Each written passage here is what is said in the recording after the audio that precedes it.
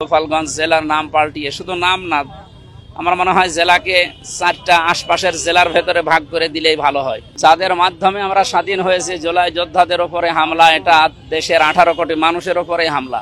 সুতরাং যারা এর সাথে জড়িত, আমরা তো বারবারই আমাদের নেতৃবৃন্দ বলছে তাদের দৃষ্টান্তমূলক শাস্তি দেওয়া লাগবে। 24 ঘন্টা সময় দিয়েছি আমরা, 24 ঘন্টা কিন্তু পার হয়ে যাচ্ছে। এরপরও যদি তাদের শাস্তির ব্যবস্থা না করা হয়, আমরা ধরে নেব যারা দায়িত্বে আছে জেলার গোপালগঞ্জের, তারা এর সাথে জড়িত আছে। আর আমরা আহ্বান জানিয়েছি এবং দাবি তুলছি, আমাদের এই যে কুষ্টিয়া মিরপুর ভেড়ামারার নমিনি জনাব আব্দুল গফুর সাহেব বলছিলেন গোপালগঞ্জ জেলার নাম পাল্টিয়ে শুধু নাম না, আমার মনে হয় জেলাকে 4টা আশপাশের জেলার ভেতরে ভাগ করে দিলেই ভালো হয়। বিশেষ করে নড়াইল, ফরিদপুর, এরপরে মাদারীপুর, বরিশাল, এই 4টা জেলার ভেতরে 4টা আসন আছে, 3টা আসন আছে। 3টা আসনকে 3 জেলায় ভাগ করে দিলেই তো এই জেলা শেষ হয়ে যায়। এই জেলা আমার মনে হয় মানচিত্রে না থাকাই ভালো, একটা অভিশপ্ত জেলা। এই অভিশপ্ত জেলাকে বাংলার মানচিত্র থেকে মুছে 63 জেলায় বাংলাদেশ করা হোক। এবং তার দোসরদের কিছু অংশ তারা এখনো গোপালগঞ্জে আছে এবং আমরা এও মনে করি সারা দেশ থেকে অস্ত্রধারী সন্ত্রাসীরা গোপালগঞ্জকে তাদের নিরাপদ আশ্রয়স্থল মনে করে সেখানে যে সবাই আশ্রয় নিয়েছে।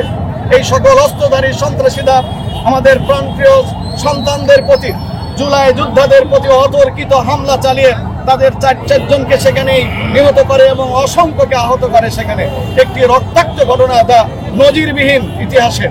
আমরা এর তীব্র নিন্দা এবং প্রতিবাদ জানাচ্ছি এবং সাথে সাথে এই সন্ত্রাসীরা যেখানেই থাকুক অবিলম্বে তাদেরকে গ্রেপ্তার করে আইনের আওতায় আনার জন্য সরকারের প্রতি উদাত্ত আহ্বান জানাচ্ছি। সংগ্রামী সাথী বন্ধুগণ, সাথে সাথে একথাও বলতে চাই যে এই সন্ত্রাসীরা শুধু গোপালগঞ্জে নয়, সারা বাংলাদেশের অনেক জায়গায় তারা আছে, সব জায়গায় আছে। আমরা প্রশাসনকে বলবো, এই সন্ত্রাসীরা যেখানেই থাকুক, আমি সন্ত্রাসীদেরকে পুলিশ জানে কে কোথায় আছে, পুলিশের কাছে তালিকা আছে। পুলিশের কাছে সাধারণ লোক গেলে তারা বলতে চায় যে আপনারা তালিকা দেন, আপনারা ছবি দেন। আমরা জিজ্ঞাসা করতে চাই, বিগত 16 বছর যখন জামাত বিএনপির নেতা কর্মীদেরকে অ্যারেস্ট করা হতো, তখন কি ছবির প্রয়োজন হতো? তখন কি নামের প্রয়োজন হতো? আপনারা খুঁজে খুঁজে অ্যারেস্ট করেছেন। আর আজকে নিষিদ্ধ ঘোষিত সংগঠন ওই আওয়ামী লীগ এবং তার দোসর যুবলীগ, ছাত্রলীগকে অ্যারেস্ট করা কেন হয় না? এটা আমরা পুলিশকে জিজ্ঞাসা করতে চাই। যতদিন না তাদেরকে শাস্তির আওতায় আনা না হবে, ততদিন বাংলাদেশে শান্তি ফিরবে না, স্বস্তি ফিরবে না। তাই অবিলম্বে তাদেরকে গ্রেপ্তার করতে হবে।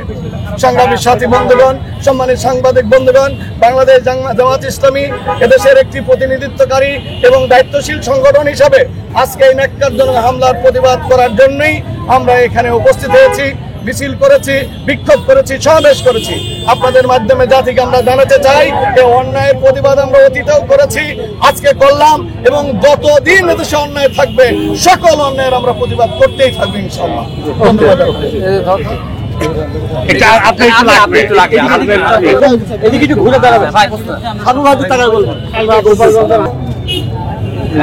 যাদের মাধ্যমে আমরা স্বাধীন হয়েছে, জুলাই যোদ্ধাদের উপরে হামলা, এটা দেশের 18 কোটি মানুষের উপরে হামলা।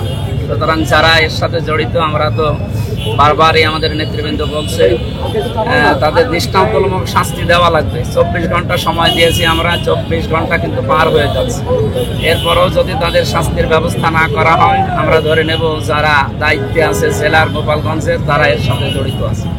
আর আমরা আহ্বান জানিয়েছি এবং দাবি তুলছি, আমাদের এই যে কুষ্টিয়া মিরপুর ভেড়ামারার নমিনি জনাব আব্দুল গফুর সাহেব বলছিলেন গোপালগঞ্জ জেলার নাম পাল্টিয়ে শুধু নাম না, আমার মনে হয় জেলাকে 4টা আশপাশের জেলার ভেতরে ভাগ করে দিলেই ভালো হয়। নড়াইল, ফরিদপুর, এরপরে মাদারীপুর, বরিশাল, এই 4টা জেলার ভেতরে 4টা আসন আছে, 3টা আসন আছে। 3টা আসনকে 3 জেলায় ভাগ করে দিলেই তো এই জেলা শেষ হয়ে যায়। এই জেলা আমার মনে হয় মানচিত্রে না থাকাই ভালো, একটা অভিশপ্ত জেলা। এই অভিশপ্ত জেলাকে বাংলার মানচিত্র থেকে মুছে 63 জেলায় বাংলাদেশ করা হোক। ঠিক আছে। কুষ্টিয়া সদর 3 আসনের সম্মানিত সংসদ সদস্য প্রার্থী জনাব মুফতি আমির হামজা, জনাব মুফতি আমির হামজা।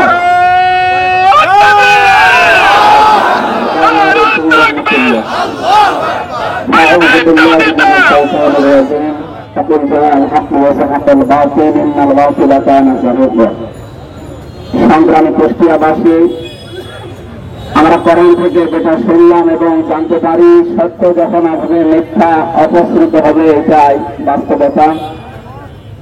সুতরাং যে অবস্থার সৃষ্টি হয়েছে গত বছরের আগস্টের 5 তারিখে, সেই অবস্থা যেন আগামীতে আর কেউ সৃষ্টি করতে না পারে, সেদিকে আমাদের সজাগ দৃষ্টি রাখা দরকার।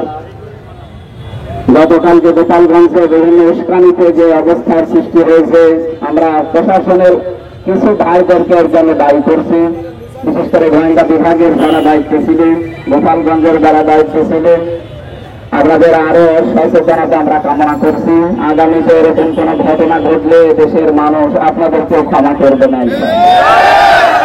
আমরা চাই যে পৃথিবীর ইতিহাস থেকে শিক্ষা নিতে, এ পর্যন্ত যত স্বৈরাচার বিদায় নিয়েছে, সেই ফেরাউন থেকে আরম্ভ করে আজ পর্যন্ত কেউ পুনরায় আর ফিরে আসেনি। সুতরাং এখন যারা আশায় আছে বিভিন্ন স্বৈরাচার ফিরে আসার, ফ্যাসিস্টের ফিরে আসার আশায়, আমরা বলবো তাদের আশায় করে বালি হবে। সুতরাং সব আশা ভরসা বন্ধ করে দেশ গড়ার কাজে আমরা সবাই দল মত নির্বিশেষে ঐক্যবদ্ধ হওয়ার আহ্বান জানাচ্ছি এবং এর দৃষ্টান্তমূলক শাস্তি দাবি করছি যারা কালকে ঘটনা ঘটিয়েছে। আমি আজকের এই অনুষ্ঠানে আপনাদেরকে আগামী পরশুদিন বাংলাদেশ জামাত ইসলামী জাতীয় সমাবেশের যে ডাক দিয়েছে ঢাকাতে, সবাইকে যাবার জন্য আহ্বান জানিয়ে চলো চলো ঢাকা চলো সফল করার আহ্বান জানিয়ে আজকে আমি শেষ করছি। আসসালামু আলাইকুম।